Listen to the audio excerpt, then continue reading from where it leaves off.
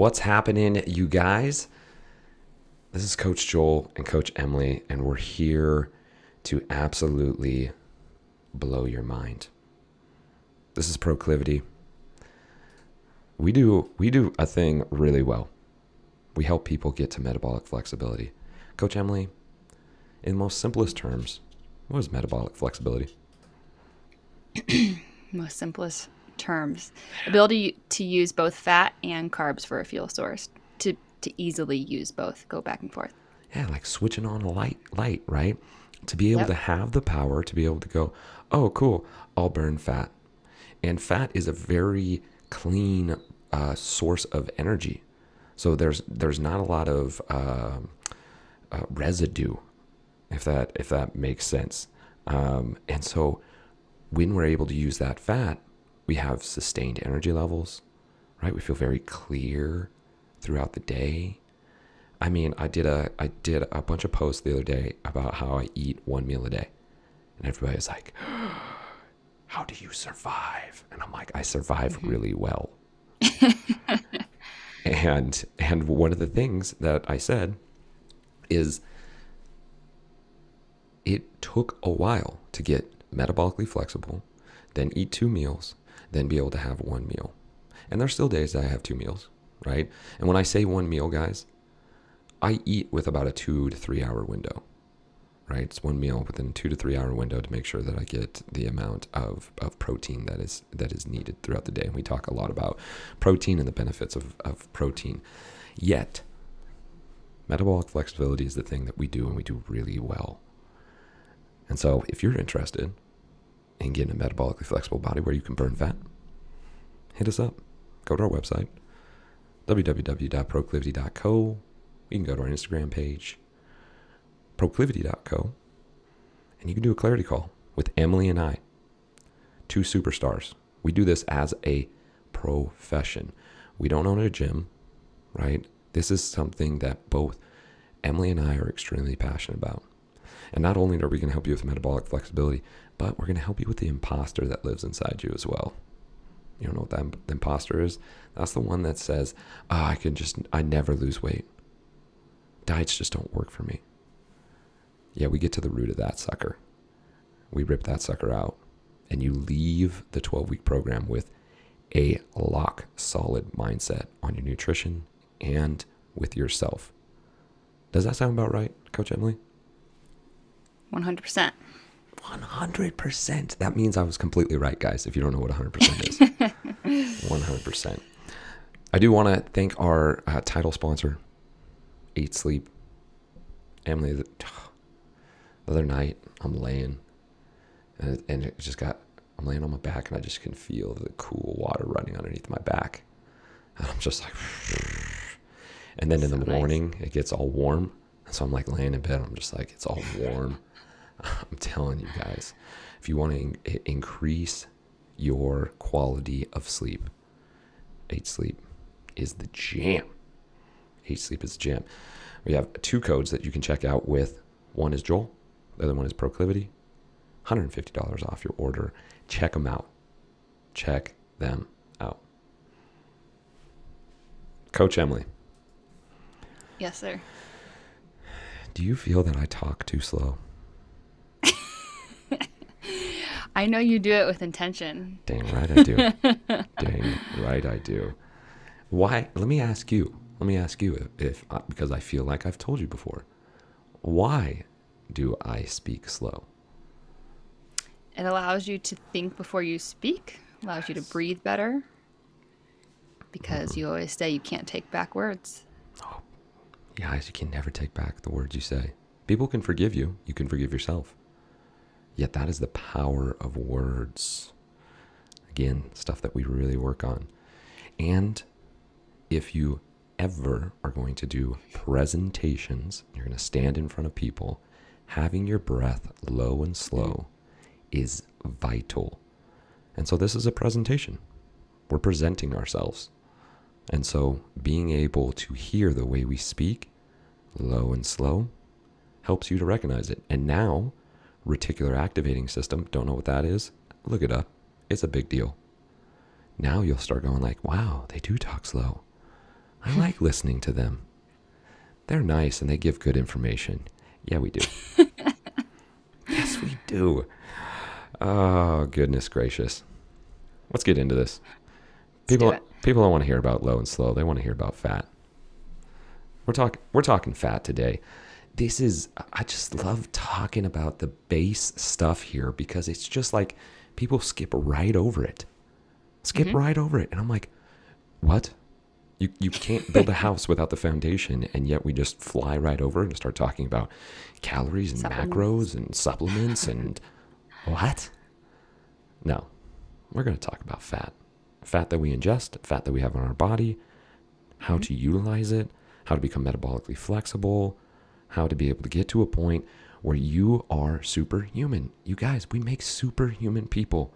And then you sleep on an 8-sleep mat, right? Or pod, and then you're just, and you get the molecule air filter, and before you know it, you're just like, yes, I'm Wolverine. If y'all don't know who Wolverine is, that's one of my favorite Marvel comics. So, again, nobody's concerned about my love for Marvel. Everybody's concerned about fat. So, let's dive into it. Coach Emily, let's break it down from the beginning. What is fat and why do we need it? What is fat and why do we need it? Yeah, fat is one of the 3 macronutrients that we need to consume in order for our body to have the functions we want it to have. So there's protein, carbs, and then fat. So fat and carbs are typically our fuel sources. And so fat is one option for a fuel source. And it's something that helps with so many things, such as it's the foundation, or cholesterol and fat, the foundation of the cell membrane. If you don't have a healthy cell membrane, you know what? You're not going to have healthy functions in your body all around. So that's my favorite one. But it's so important for brain health, for long-term energy, such as, like, I call it slow burning fuel. It's good for your skin and your hair, your eye health, fertility, hormone balance, blood sugar balance, your gut health. It helps cushion your organs, and the list goes on and on. So you're saying it's important? Very. Very important. So us demonizing fat, not a good idea. Not a good idea unless we're talking about the types of fats, the quality of fats. Okay, well, before we get to that, and we're going to guys, we're going to dive into the different types of fats. Yet, let's talk about the perception that people have out there, because just the other day, we were on a clarity call, and both you and I are shaking our heads like, oh yeah, they think fat is like the worst thing ever, right? Due to the fact that they were talking about, oh, we get extra lean meat, we get extra lean, bacon, we don't have any fat, we don't add fat, we don't. Where did this come from, Emily? Where did this come from? Why is it like fat is the worst? Yeah, it's a sad story to me. In the 70s, there was a study that came out. Literally, it started with one study that demonized saturated fat.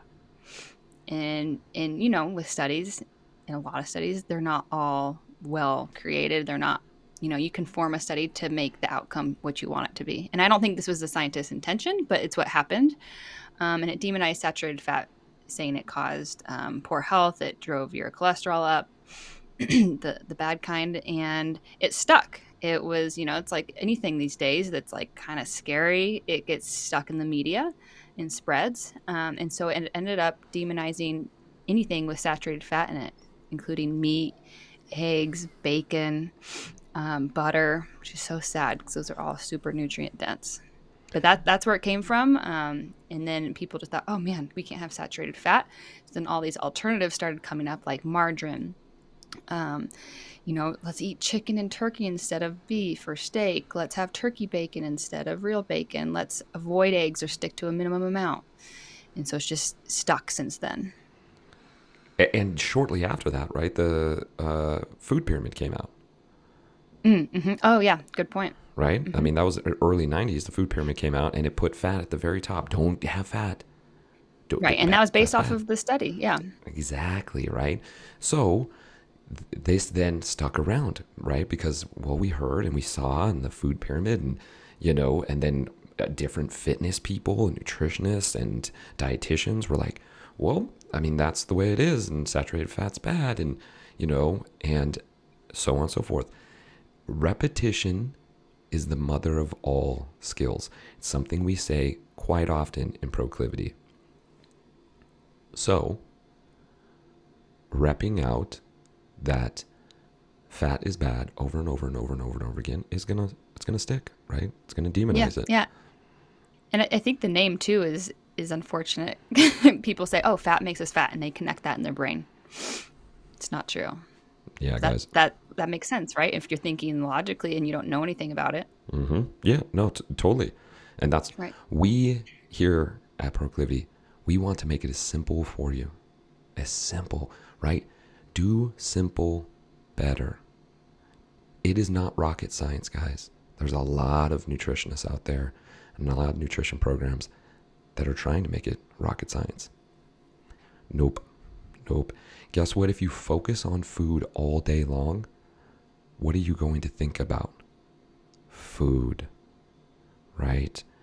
So then we get to a point of obsessing about food. And then we got to think, because we've been told calories in, calories out. Now I got to outwork my diet. Whoa. Now we're adding more onto an already full plate with a hyper focus of nutrition. We don't need to do that. And when we start plucking out, hey, fat is bad, right? And we start going, wow, fat is essential. And we allow ourselves to accept that, then we can start sinking in and go, oh, okay, well, it's just fat. It's just food. I'm going to eat. I'm going to see how it feels. I'm going to notice a name. And we start getting to get curious. Yeah, get curious, you guys, instead of conflicting. Get curious today.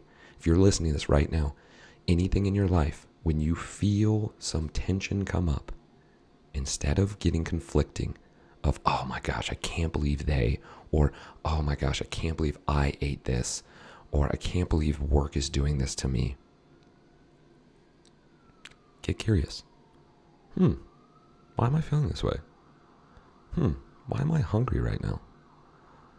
That's really interesting that person acted that way. I wonder what's going on in their life. You will find it becomes a superpower. This is the language part, guys. Yes, we talk about metabolic flexibility, but we also talk about the language. What we say matters, directs us in one way or another. And so getting curious about it. Why do I think fat's bad? Is it bad? Wait, who told me that? Who told me that fat was bad? When you start questioning that, you go, well, that doesn't make much sense. So, and guess what, guys? Data is data. 42% of Americans are obese now. Highest it's ever been. There's some misguided information out there. And we're here to help you through it. So, all right, so we talked a little bit about the fats. Now let's go into it. There are some fats that we should not necessarily avoid, but keep at a minimal amount. And there's some fats where people think like, oh, that's bad fat. Where it's like, well, no, actually, you can have that fat. Go for it. Give us a breakdown of just these different fats. The ones maybe we should focus on, right? The ones that we should be like, oh, okay, just be aware over here. Yep, totally. So within the fat in general, there's different types. There's saturated, there's monounsaturated, there's polyunsaturated fats. And all of those just mean there's different structures to them. And so when that structure is damaged, aka heat or light as an example, then it becomes, there's oxidative damage. So if we consume that, then that causes damage and an inflammation within our body. And so I think this helps people understand that, oh, well, so if we eat a polyunsaturated fat and it's been heated, that's what's going to cause that inflammation in our body. So, for example, polyunsaturated fats are things like seed oils, nuts, some fish.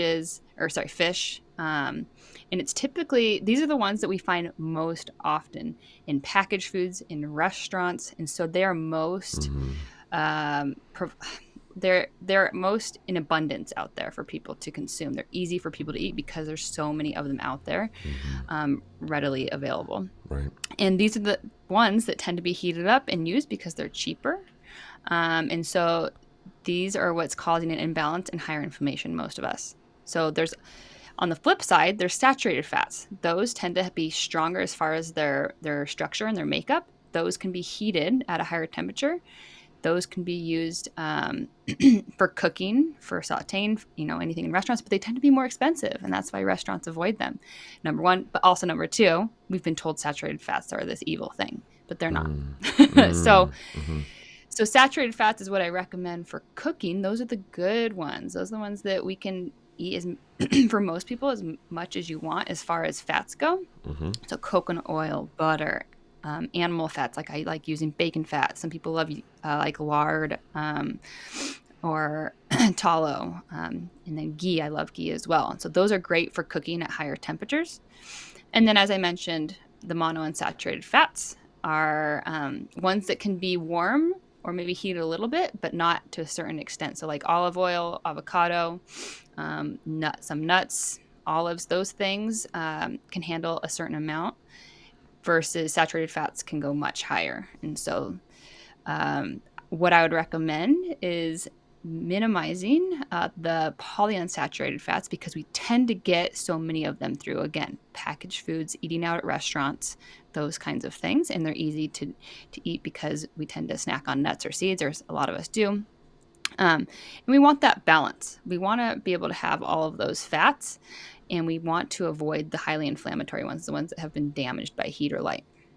I hope I answered that. That was beautiful, you guys. And I'm going to pull in terms of wrapping this up a little bit. So what Emily's talking about is that the polyunsaturated fats, and if you guys watch our Instagram lives, we go into grocery stores and we find those polyunsaturated fats, the seed oils, right? The canola oils that are hiding in the packaged food that you think is great. I mean, we found foods the other day, 6 ingredients and seed oil, right? One of them was seed oil. Even if it says paleo on it.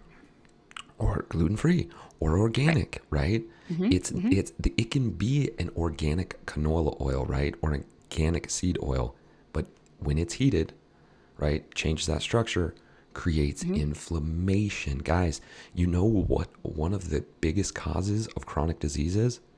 Inflammation, right? We are supposed to be at a 1-to-1 ratio when it comes to omega-3 to omega-6s, right? We talk about take your fish oil, right? DHA, right? Most Americans are at 1-to-20. Because of those polyunsaturated fats, yep. Because of the polyunsaturated fats. Or sorry, being in all those packaged products and in the restaurants especially, yep. Right. So this is the hidden stuff that we push hard on, because when we're talking about the other fats, right, that we just talked about, avocado, coconut oil, right, lard, people would be like, lard? No way. Bacon fat? Are you kidding me? Who told you that bacon fat is bad for you? Who told you this, right? Yet we continue to not see in the package the hidden killer that's getting us all. Okay, I hope you guys are starting to see this, where it's just like, wait a second, it is okay to be able to have avocado, coconut oil, bacon, full bacon, red meat, right? You can have those things. It's good for you. Everything needs to be in a balance. Yet, to demonize the stuff that we've been eating for millions of years is wild to me. And the Industrial Revolution, right? The last 200-300 years, the Industrial Revolution, and we haven't questioned what's being put in the packaged foods. Take a look, you guys, and look at that. And if you have questions about the fats, don't get too caught up in the saturated, unsaturated, polyunsaturated, so on and so forth. Just really look for, again, those oils. And Emily, can you name off those oils again, the ones that were we need to look for Yeah. in our packaging? So I would say there is one to actually avoid, and that's hydrogenated oil. So you'll find that in things like Skippy peanut butter. You'll find it in margarine. Those kind of things you really want to avoid like completely, because those are extremely damaging. The ones we want to minimize, and if you can avoid, of course. But again, don't get too like stressed and wrapped around it. Those are canola oil, soybean oil, sunflower oil, safflower oil, grapeseed, rapeseed. And those are the main ones. Those are the ones I find most in packages. But there's a whole list. If you just look up vegetable and seed oils, it's all of them. And some can be used if you get like cold pressed, again, organic cold pressed, and it's used in, say, a salad dressing. That might be a little bit better because it hasn't been heated, hopefully, right? Fingers crossed. We don't know what goes on. But sometimes those can be okay too. But those, if you go around to most stores, like Joel was saying, like we did last night, you're looking in the packages, that's what you're going to find in 95 or higher percent of all packaged foods. And the oils we want to see in those packages, and they're out there. What are the oils we want to see if we're going to have some processed packaged food? Yeah. Number one, coconut oil, because that can stand a higher heat. Butter or ghee. Sometimes companies will use like animal fat or lard, like we mentioned, or tallow. And then avocado oil or olive oil is also better. And palm oil can be okay too. There's some controversy around that as far as how to farm it sustainably, but that's a stable one as well. There it is. There it is, you guys. So looking at those foods, the foods that are the whole foods, such as red meats, such as eggs, it's good, right? Right. Yep. Go for it, guys. Go for it. So I know that some people, again, we get caught up in the weeds when it comes to, well, how much should I have? When should I have it? What should, right? People get worked up. Is there a certain time we should be having fat, right? Because we talked about carbohydrates, guys. If you missed that episode, right, 2 episodes ago, we talked about carbohydrates and timing of carbohydrates. What about fat? Is there a good time to be able to eat fat? Yeah, this one can be tougher, and so understandably confusing for people out there because depending on the individual, as far as amounts, it can vary depending on how many carbs you're eating, because we don't want to have a ton of carbs and a ton of fat, right? Because that will lead to an excess and overeating and other issues. As far as the timing goes, again, that one's person dependent. Some people don't like to have it right before a workout, for example, because if you're not used to digesting fat, it can cause some, upset because it takes longer to digest. But to me, that's a signal that your digestion is off, and we need to work on that. And it's not just, the food's problem, right, or fault. So that's the big thing I hear in like the macro world is like, avoid fats right around your workout and focus on carbs and protein, which, yes, that can work for some people. But if it's for a digestive issue, then that's something else we need to work on. Otherwise, I would say, in general, have fat at every single meal. It's going to help you stay satiated. It's going to help you with longer lasting energy. And so for most people, that's what I would say is keep it simple and have it at most meals. But especially if we had to pick one meal, it would be in the morning. So it's like protein and fat in the morning, so you can fuel up for your day ahead, especially if you're doing the 1 or 2 meals a day. My meal last night, I'll give you guys an example, and we'll see if this passes with Coach Emily.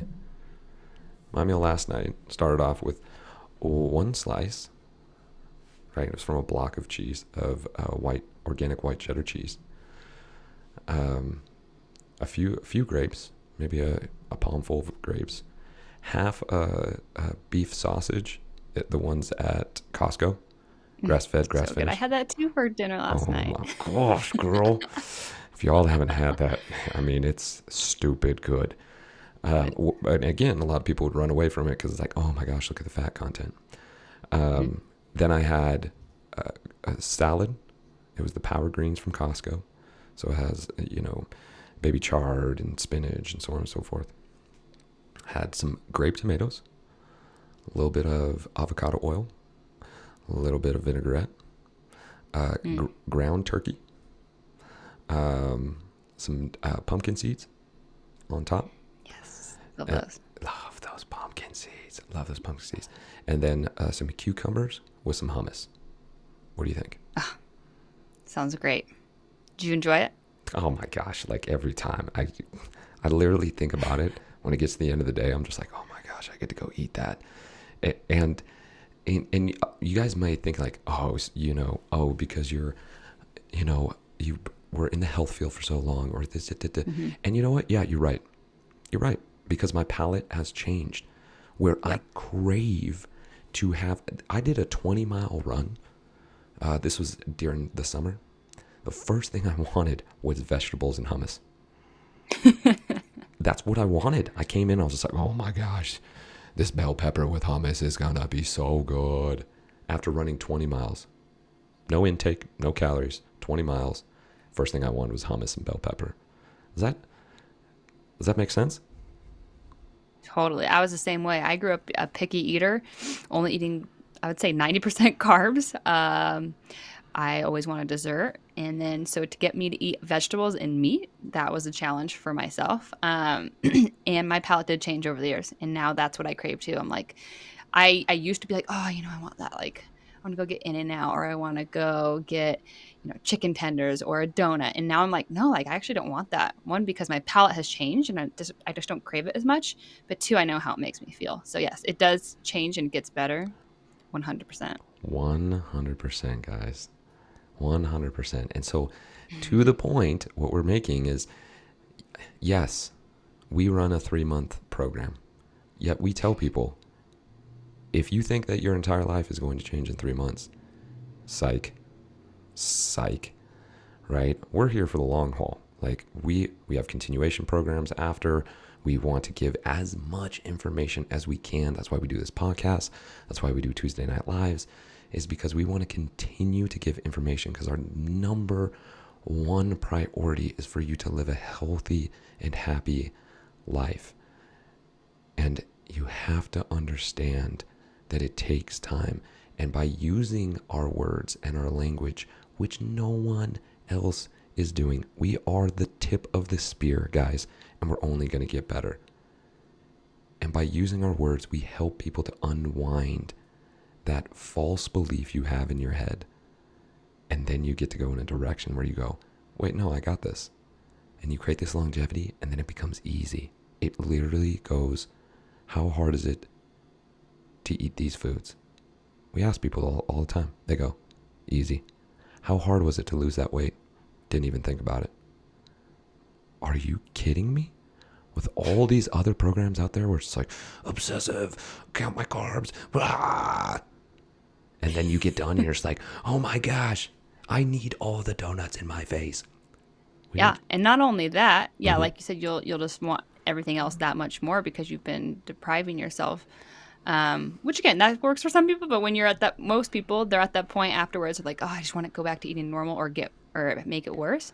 But I find in a lot of females, when you start restricting fat to a certain level, your hormones get way off balance, and that leads to a whole nother host of more problems. And I see that very often.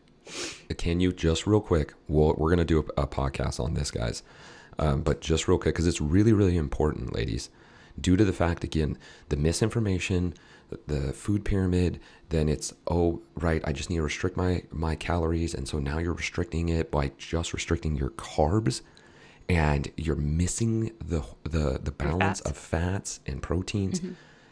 Give us just a few of the hard-hitting ones that might click for a lot of women who are listening right now, who go, oh, whoa, that's from the food that I'm missing. What are some things? Some things to help with hormone balance, or what they would be feeling right now. Like, what's the hell they would be going through with not having fats. Got it. Yeah. So poor sleep, lethargy, or poor energy in your workouts. Like, I get so many people who are like, oh, I'm like, I feel lightheaded, or I get, that feeling in your warm up where you're like, oh, this is a little hard, but then you get past it and you're like, yeah, I'm good for this workout. And yeah, it's challenging, but I'm energized. If you have that lethargic feeling that whole time, not a good sign. If you don't recover well, if you're starting to have skin issues, if you have hangriness, most common one maybe. So you get hangry really easily in between meals. And then your menstrual cycle is not normal. It's another big one. That's a big one. Those are the mains. That's a big one, and we'll dive into that because you had some experience with that as well, right?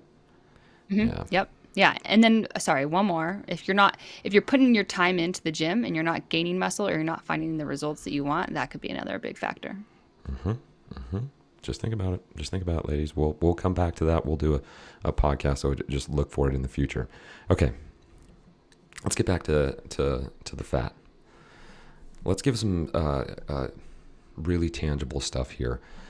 First and foremost, let's answer the question, does fat make me fat? No. If I were to pick yes or no, no. It's typically the combination of poor quality fats and too much sugar, if I had to put it as simply as possible. Oh, weird, you guys. We're so focused on our calories. We're just trying to find the packaged stuff that works for our day because we're running around with our heads cut off all day long. But this package says gluten-free, so on and so forth. We don't know about we haven't looked to find and see those improper fats. And then we're loading ourselves with carbohydrates and sugars. And so that's really what's causing the more fat, right? Mm-hmm. Mm-hmm. Yeah, and that's where people come to me and they're like, oh, my cholesterol's high. My doctor told me I need to lower it. So that means I need to eat less beef, right? And more plants. And I'm like, that's usually like their head's in the wrong spot just because of the information that we've been told. Yep. It's typically because of the sugar, because of the poor quality, high inflammatory fats. For sure. And let's cover this just real quick. How many years do doctors study nutrition? 0 years. It's days or weeks. Boom. Y'all. We have clients who are doctors. It's weird, right? And if you get the right doctor who doesn't have a massive ego, they're going to say, yeah, we don't know much about nutrition. Right? So they're just going off the information, right? The data that's been given to them in medical school. It's not their fault, and I'm not calling out doctors, and we love doctors. Yet, if you don't have the experience in it, and you're giving out not the most accurate information, it can cause a lot of misleading information for those who are receiving it, correct? Yeah, they're not taught preventative care. They're taught medicine, treating an issue, right? Yep. And a lot of us, which makes sense, we think of doctors like as the know-all, which they are so intelligent in so many other places. But when it comes to nutrition and preventative care, sometimes it doesn't happen, unfortunately, because of how the system is set up in their schooling. Totally. So what is it, and this is going to vary for each person, but what is a healthy amount of fat that we should be having throughout the day? I mean, there's some people that do full on, right? What is it? The meat diet? What is that called? Carnivore. The carnivore diet, right? I mean, that's a lot of fat throughout the day. Right. Yet there's some really good health benefits there. So, everybody's going to be different, but what is that? Yeah, and the reason, speaking off of the carnivore diet, the reason that's higher is because they're getting like very minimal carbs. So it makes sense because you need a certain amount of fuel, whether it be fats or carbs, to get through your day, to do your activities that you want to do. And so say you're higher fat, that means you're going to be lower carb if you're wanting to maintain or fix something in your body composition. If you're wanting to gain mass, whether it be, usually it's muscle for people, right? Then you're going to want to have more, and you might be able to bump carbs and fat up. But for the typical person who's trying to either maintain or maybe lose a little bit, there's a minimum requirement that I have for our clients when it comes to fat because of what I mentioned before, the hormone issues, especially, and overall health. For ladies, typically, I usually say a minimum of 70 grams, which might sound high to a lot of like coaches out there teaching macros. Yeah. I've seen plenty of clients from other coaches on 40, 50 grams of fat. There's some programs out there that literally have you do under 20 grams of fat for weeks and weeks at a time. And that just scares me. It's Yeah. not good for your health. So that's for females. I usually have a minimum of 70 unless you're very small and there's something else going on. For guys, somewhere around 80 or 90. And then you can bump up from there. If you want to go lower carb, then I would go up from there. There it is, you guys. And this is a general, right? We're saying general here. Again, these are like the bumpers on a bowling alley. We're giving you that there, the tons of freedom within it. Because again, we don't want you to get super obsessive about the number. We want you to seek out the highest quality food possible. You're in a much better direction if you're seeking out the highest quality of food and not worrying about the macros. I mean, other than when I'm looking at sweet treats, that's the only time I actually look at the nutrition label in terms of what are the grams. Everything else I'm looking at the ingredient list. Totally, yeah. I rarely look at the calorie count. Yeah, and I should say, if you're not familiar with counting at all, totally fine. I do recommend, if you are trying to figure some things out, trying to learn for yourself, counting calories for maybe a week or two would be awesome, just to learn what you get and what things have. But if you're like, no, I'm not going to count. Yes, we don't do that here as far as long-term stuff. So if you're thinking of like, how do I build my meal with that? Then think of something small, like at least a thumb size. Some people that is helpful. To add to your meal, whether that be like a quarter to a half of an avocado at a meal, whether that be a tablespoon of olive oil on your salad. Something that I find that's very common in clients, I'll see them have a meal where it's like steamed veggies and then a chicken breast. And to me, I'm like, oh man, like where's the fat in there? And then I see on their food journal note, oh, lack of energy 1 or 2 hours later. I'm like, oh yeah, because there's no fat. Yes. Yes. So adding a little bit in there, whether it be some butter, a handful of pumpkin seeds, a handful of nuts, something like that would be really helpful. Again, that clean burning source of energy. Fat is the cleanest energy source that we have. Just think about that. Cleanest energy source that we have. So there's less residue that's going on. That's why when people get metabolically flexible, they'll talk about, wow, I just like super clear in the mornings. Like throughout the day, I have energy. I don't feel a crash.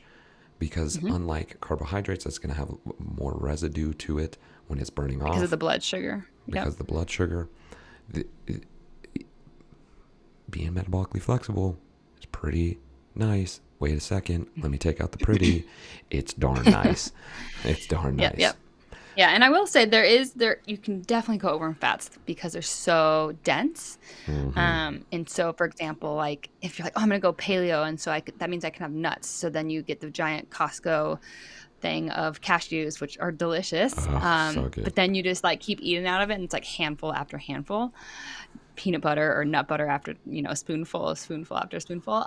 It's very easy to overdo, right? Because it tastes delicious and it's very dense. So you can definitely overdo it. And that is a lot of their struggle when they're trying to lose weight is they're like, oh, I'm eating all whole foods. It's like, well, what's the portion size looking like? So definitely something to be aware of on that end as well. Oh, yeah. Because I get that nut butter, that organic nut butter from Costco.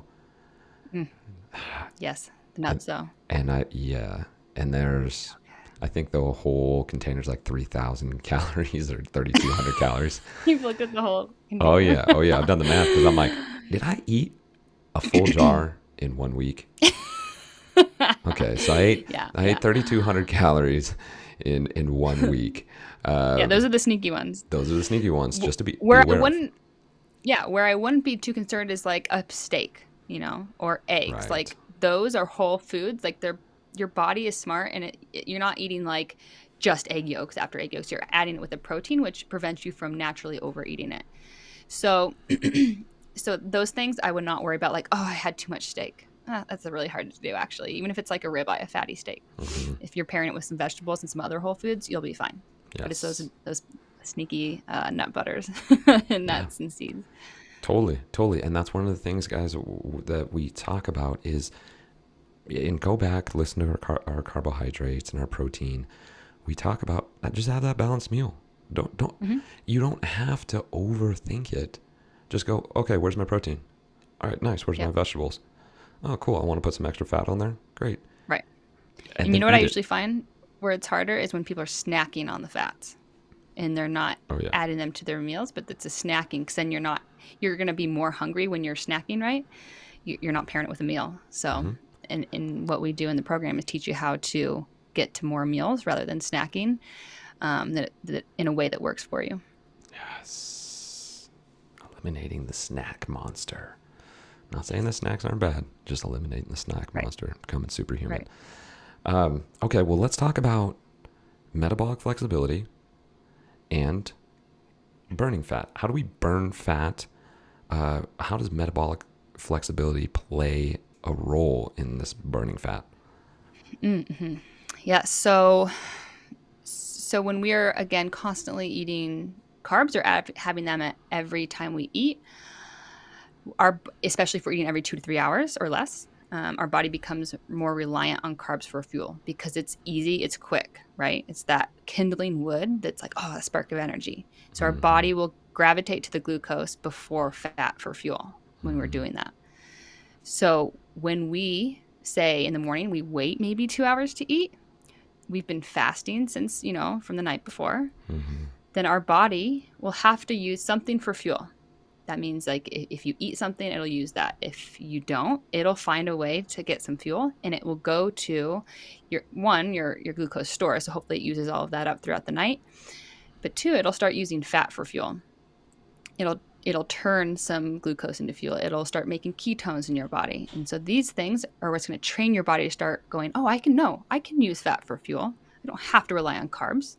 There might be a hard transition period because your body's used to using carbs all the time. That's why one of my recommendations is at least experiment with this.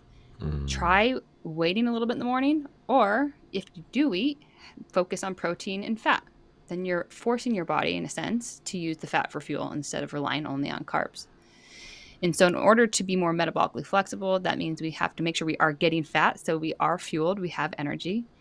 And then that's paying attention to the carb sources too, in our energy levels of, do we need carbs at this time of day? Do we need carbs, this amount of carbs in general? So it's asking yourself those questions, again, getting curious for yourself because everyone's different. And working with a coach is super helpful, especially when it comes to that. Big time, big time. Yeah, that's the thing that I found. I mean, when when I was eating anywhere from 4 to 6 meals a day, I was constantly searching for like waiting till my next like snack or Right. meal Thinking time. about it. Yep. Like, oh, okay, I get to eat in just one more hour, I get to have this, Totally. right? And that's due to the fact that I was in that constant anabolic stage of, right, burning the source of food that I gave it, and then the body was like, okay, I want more. Okay, I want more. Yeah. It's almost like an addict, right? Yeah. Like, It's that roller give coaster more. of blood sugar. Mm-hmm. And so the more that I started going like, hey, wait a second, no. I can take out these meals. So then I started eating 3: breakfast, lunch, dinner. And at first it was a little hard, and then I started looking at like, oh, maybe some more vegetables here. I'm gonna add more vegetables, volume on the vegetables. And you know what? I'm gonna add a little more protein. And I'm not gonna be concerned about the fat. And all of a sudden, it was easy to go 4, 5, even 6 hours without a meal. Then I started going like, man, you know what saved me a ton of time? Not eating lunch. Okay, I'm not gonna eat lunch then. So then I was having a great breakfast, nice filling breakfast, ton of protein, fats, vegetables. Guys, I eat vegetables in the morning, bell pepper, cherry tomatoes, right? No hummus, just straight up vegetables, and I love it. Then I got to the point of going, I mean, shoot, what would happen if I just had one meal? And after doing a 72-hour fast, I was like, okay, well, if I can do 3 days, let's just try, some 24 hours. And sure enough, my energy levels stay super solid. I have 1 cup of half caffeinated coffee a day. And my energy levels I couldn't sleep last night, guys, because I was so happy on life. I was so happy on life. Like, I was thinking like, man, Emily and I are partners and life is so fantastic. I couldn't sleep. I got up. And you know what I repeated? Oh, yes, I just remember this. I'm walking around, right, my house, and I'm saying this The answer is yes. The answer is yes. And I would breathe. The answer is yes. Because I get another day to live, another day to be your business partner, another day to help people find metabolic flexibility, another day to feel the heartbreaks and to feel the joy of what life is. Y'all, this is again, metabolic flexibility, yet we also create really happy people. And you were feeling grateful the other day too, weren't you? Oh yeah. I still like have to remind, I don't have to remind myself. I am reminded of how awesome, our job is and what we get to do and help people. And it's exactly what I want to do. And I'm like, what? This actually happened? Yes. Yeah, I love it. The answer is yes, you guys. The answer is yes. But we made it happen. Dang. Oh my gosh. Y'all, we celebrate. If y'all don't celebrate, you're missing out on a huge component of life. No one, listen to me, no one can celebrate you like you can celebrate you. It is misinformed, just like fats, just like our carbohydrates, just like the food pyramid, that celebrating yourself is deemed cocky or arrogant. It is not. To be able to say, I created this through the hard times and the struggles, I moved forward, believing in myself in each step, knowing that I would overcome. That is not cocky. That is believing in yourself. We celebrate at every single call. Every call we have with our clients, we celebrate. And it is a game changer. Start celebrating yourself. It will. Does it not, Emily? Totally, because that was not a habit of mine before, and now it starts me like, oh yeah, what is a good win for the day or the week, and it gets you on that positive mindset, which creates the momentum to keep going and keep doing the things that make you feel better. This quite possibly is the best podcast we've ever had in the history of podcasts. I love it. Let's talk about the foods we should incorporate. Right? We always like to give you guys 3 things, right? So what are 3 foods that we should incorporate into our diet that have good fat? What are the three foods that you use? And there's so many, right? I know. And I'm throwing like a huge curveball on you. Yet for the average person who may not be getting these fats, what are the 3 ones they should start incorporating into their day-to-day? Yeah, my first one I'm gonna do a hyphen or slash. I'm gonna say meat/fish. So whatever you prefer, anything in that category. It could be pork, could be chicken if that's what you prefer. But I recommend at least trying to incorporate beef or fish into your week because it has more of those omega 3s and it has more micronutrients in both of those than say chicken or turkey, for example. That'd be number 1. Number 2. This is maybe I'm a little biased and selfish because I love eggs, but I'm going to say eggs. Yes. Because they're such a great food. They're protein, fat, and so many nutrients in the yolk. I call it a mini multivitamin. Yes. Love it. And they're just so dang easy for so many of us to prep and make. And then number 3, I'm going to say avocado because it's another superfood to me. And I don't usually use that word, but it's high in fat, it's high in fiber, and high in so many micronutrients. So all those ones are super nutrient dense, so you get the most bang for your buck. So that's why I would choose those. Yeah. You wanted to throw another one. She wanted to, y'all didn't. If you're watching on the YouTube or the Proclivity Method on Facebook, Emily just did open the mouth, right? The fly is about to fly into your mouth because you're like, I want to just add one more thing. I mean, we could add so many different fats that people are really just they're missing on. Yet those are beautiful, right? I did have one tip. That's what I was going to add on. So there it is, guys. Here she comes. Here she comes. Okay, here we go. But the tip, if you're wanting to reduce the poor quality oils, because again, that's what leads to the oxidative damage, which leads to sickness, illness, that high cholesterol, all these different things, the joint pain, take a look at how often you eat out and see if you can adjust that, whether that be find a restaurant that uses better oils. Shout out to Grateful Gardens. but typically it's very hard to find restaurants to do that. But then look, say, do I eat out, say, 4 times a week? Can I cut that in half to 2 times? Can I, have eggs for another meal, make it super simple for myself? Or can I prep an extra serving in the dinner that I make tonight? That would be my recommendation, because that's where, again, aside from packaged food, that's where we get the majority of those omega-6s, those refined omega-6s. Simple. Done easy. This is rocket science, guys. It's the hardest thing that you'll ever do in your entire life. No, it's not. Do simple better. Coach Emily, we're at the 50-minute mark. We crushed this podcast. It's fun. We're really good at what we do. You can say Indeed. it. Yeah, indeed. Yeah, we are. Yeah, we are. We are. And if you guys are, after listening to this, go, man, I want to be able to say, hey, I lost a bunch of weight and it wasn't hard. Hey, I now choose foods and a diet that works for me. You can hit us up. Like I said in the beginning of the podcast, www.proclivity.co. You can go in there, check out what we have on the website. Then click on a clarity call. It's 45 minutes with Emily and I. There's no obligation. We're here to be able to help you through those 45 minutes. If we think that working with us in the Proclivity method is awesome, we'll say, hey, you're a perfect fit. Let's do this. If not, and you're not ready, you know what? We give out a ton of information. Check out our podcast. Check out our Instagram page. Check out our personal pages. We want to give you as much information as you possibly can that is simple yet highly effective. So, if you're interested, shoot us a message. Head to our website. We're here to help. Is that right? That's right. Anything else? How are we going to close this out? Oh no, don't put the pressure on me. What's one thing you're really happy about?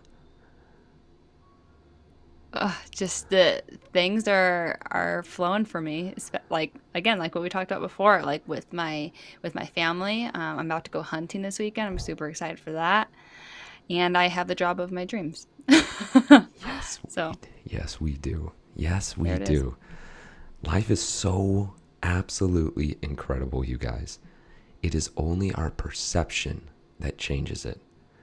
And if you're ready, when you get the nutrition down and you get the mindset down and you get your sleep down, every day I wake up and I go, this could be my last day. This could be my last day on earth. How am I going to live it? And it puts a huge smile on my face. And I take a deep breath and I look down at my foot and I go, this could be my last first step. And I take that step with purpose. And if you're seeking for that purpose and you're seeking for that energy and you want to be able to have that, y'all just come and see us. We love what we do. I'm getting way too giddy. We're going to go now. Emily and I can talk about this on our own. This is fantastic. Hope you guys all have a wonderful day. But please do hit us up on social media. Ask us questions on there. We love answering them. Perfect. Guys, we'll be back next week. Well, actually, hey, check out episode 47. It might not be next week. I'm heading over to Virginia. Yet, take a look. Episode 47. We don't know what it's going to be yet. If you haven't checked out our Instagram lives, check out those. The gas station one's great. The Whole Foods one is great. We talk about sleep in there. Go check it out. All right, that's it. Bye, Coach. See ya.